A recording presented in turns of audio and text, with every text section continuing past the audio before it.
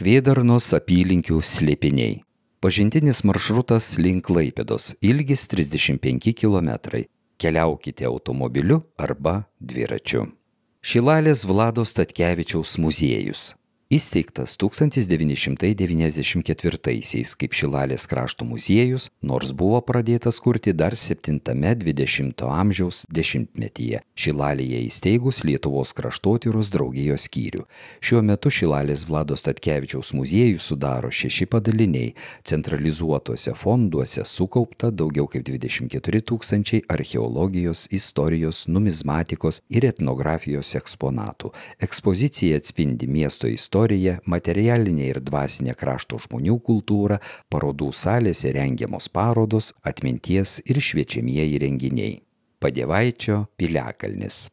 Vienas turistų traukos centrų vakarinėme Šilalės rajono pakraštyje. 2021-aisiais piliakalnis sutvarkytas ir pritaikytas lankymui, kaip ir dauguma krašto piliakalnių, datuojamas 14 amžiaus vokiečių kronikose ir naujausiose archeologų išvadose teigiama, kad būtent čia stovėjo pirmoji Gedimino pilis, kurią sunaikino šį kraštą aktyviai puolę kryžiuočiai.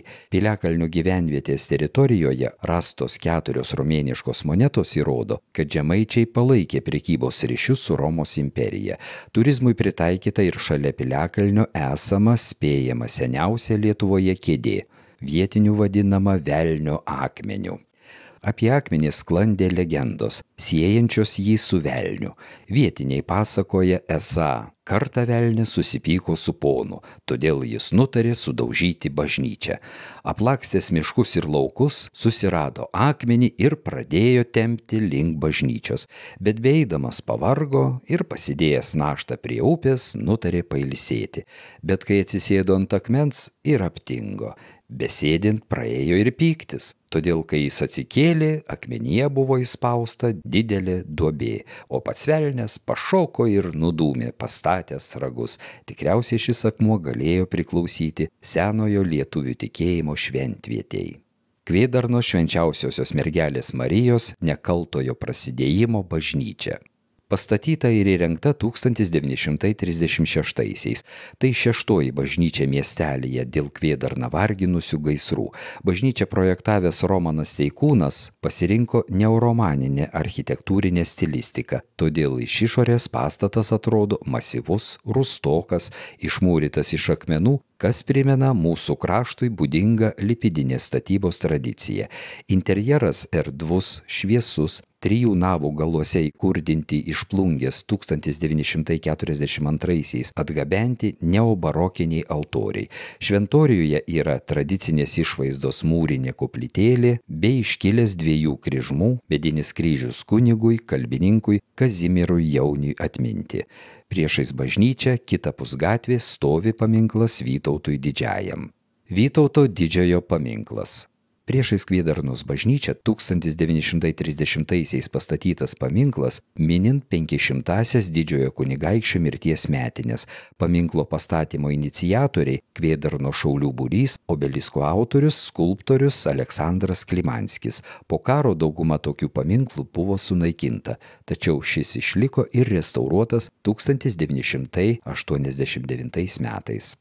Knygnešio Petro Kavaliausko kapas.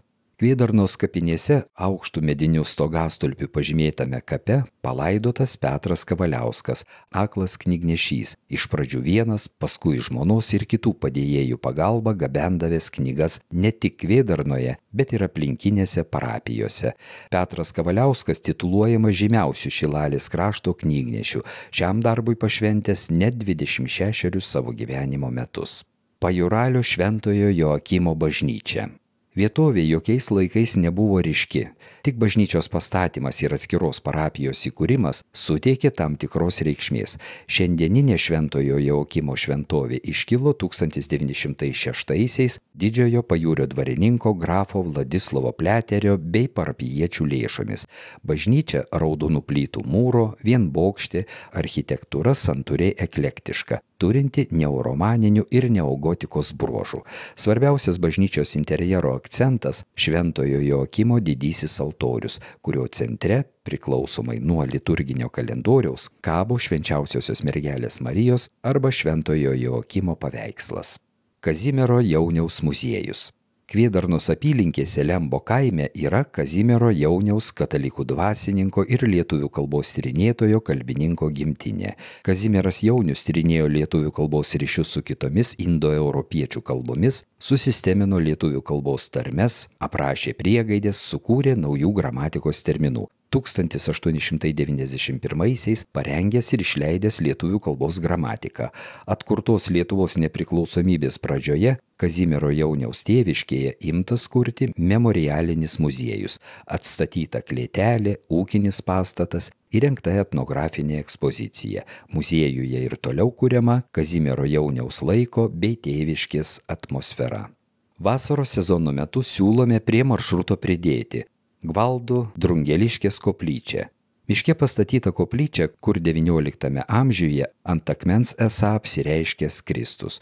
Po to toje vietoje vis atsirasdavo Jėzaus Nazariečio statulėlė. Žmonės tikėjo čia esant gydančių galių, dėl ko ir buvo pastatyta koplyčia.